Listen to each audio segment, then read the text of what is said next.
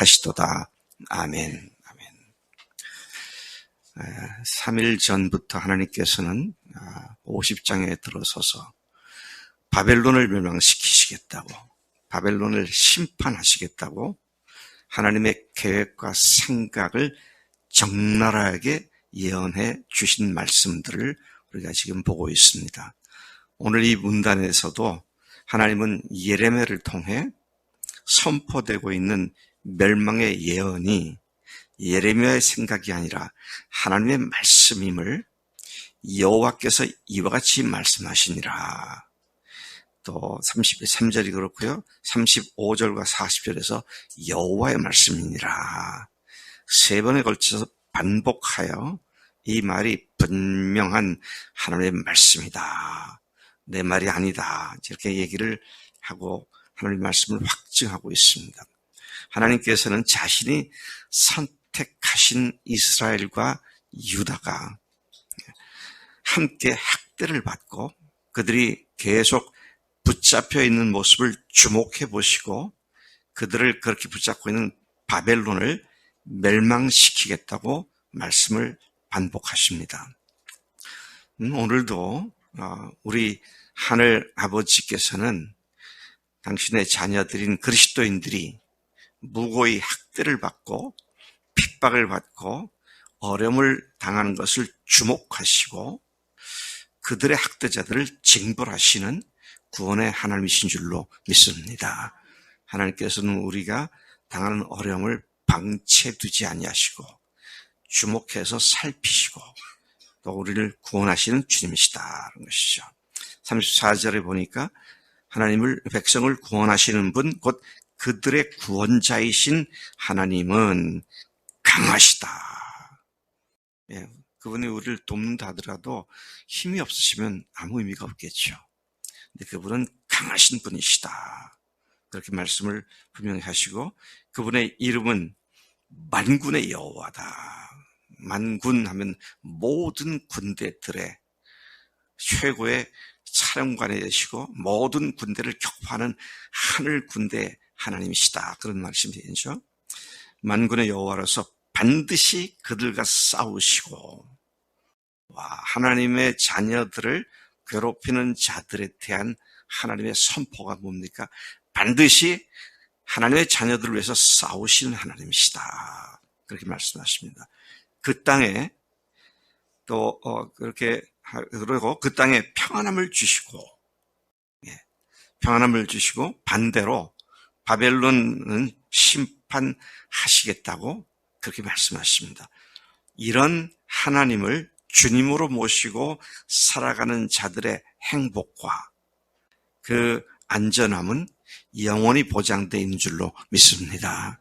악한 마귀로 비유될 수 있는 바벨론이 하나님의 자녀들을 이런 모양 저런 모양으로 괴롭히려 들지만 하나님께서는 반드시 우리 때문에, 교회 때문에 싸우시고 우리를 안전하게 평안하게 보존하시고 또 구원해 주신다고 말씀을 하신 것이죠.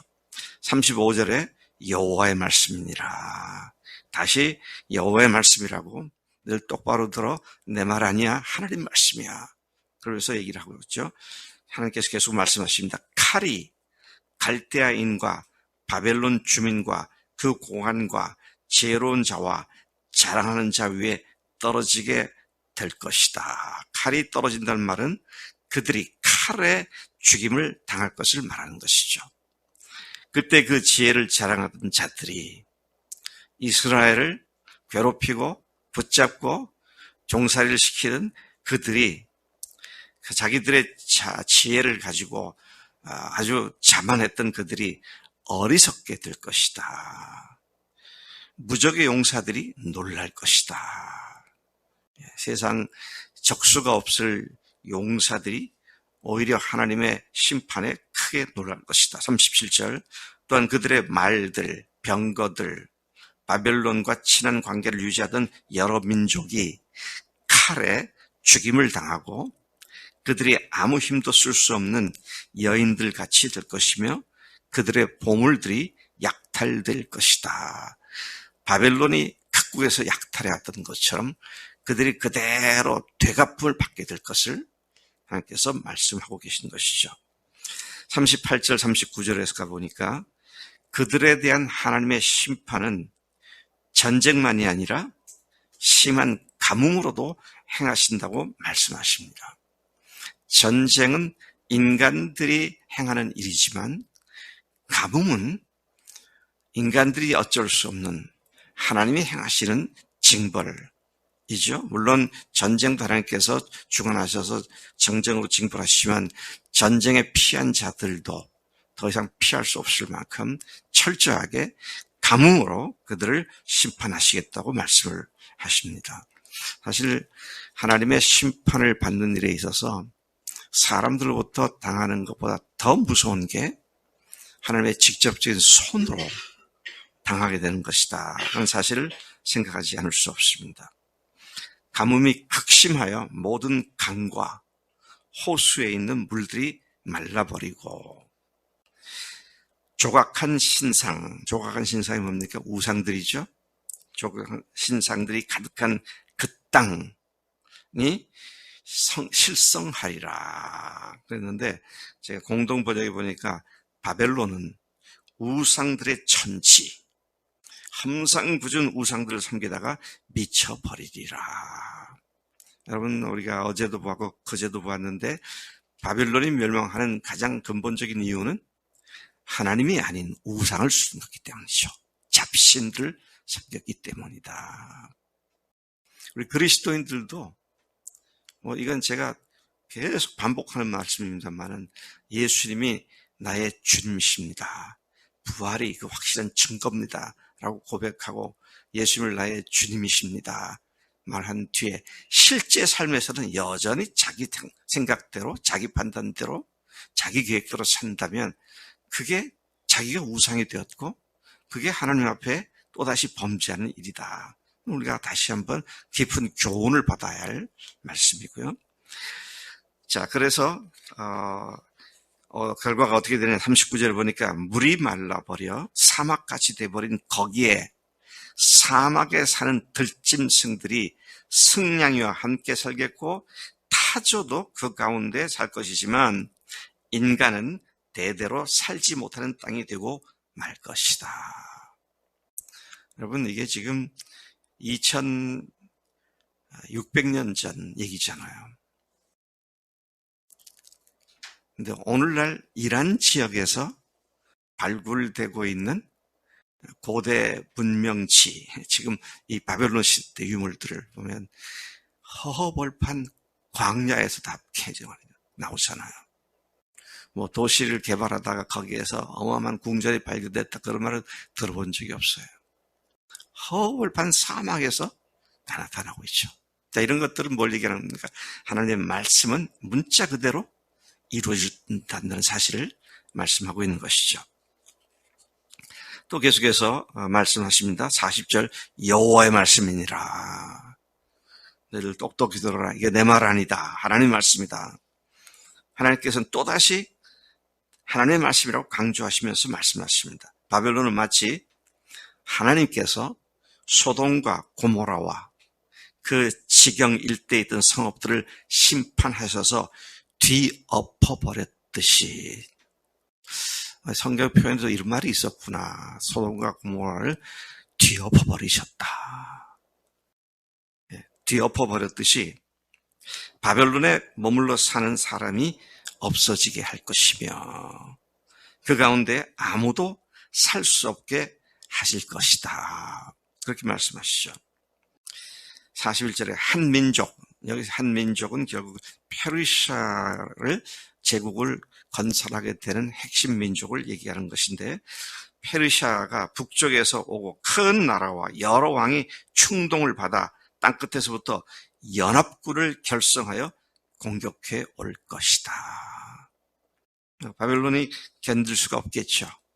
땅끝에서부터 연합군들이 결성돼서 공격해 올 것이다. 42절 그들은 활과 투창으로 무장한 매우 잔인한 자들로서 도무지 불쌍히 여길 줄을 모르는 사람들이며 그들의 목소리는 출렁이는 파도, 바다의 파도와 바람 소리처럼 크게 소란스럽게 외치게 될 것이다. 그들은 무적의 기묘병들로서 대열을 갖추어 공격해 올 것이다. 옛날 이 시대 전쟁 영화를 보면 기병대가 긴 창을 딱 세우고 대열을 갖춰서 쫙 전지격하는 그 모습을 지금 연상시키는 말씀인 것이죠. 또 계속해서 43절에 바벨론의 왕이 그 소문을 듣고 손에 맥이 풀리고 해산하는 여인처럼 고통에 사로잡혀 진통하게 될 것이다.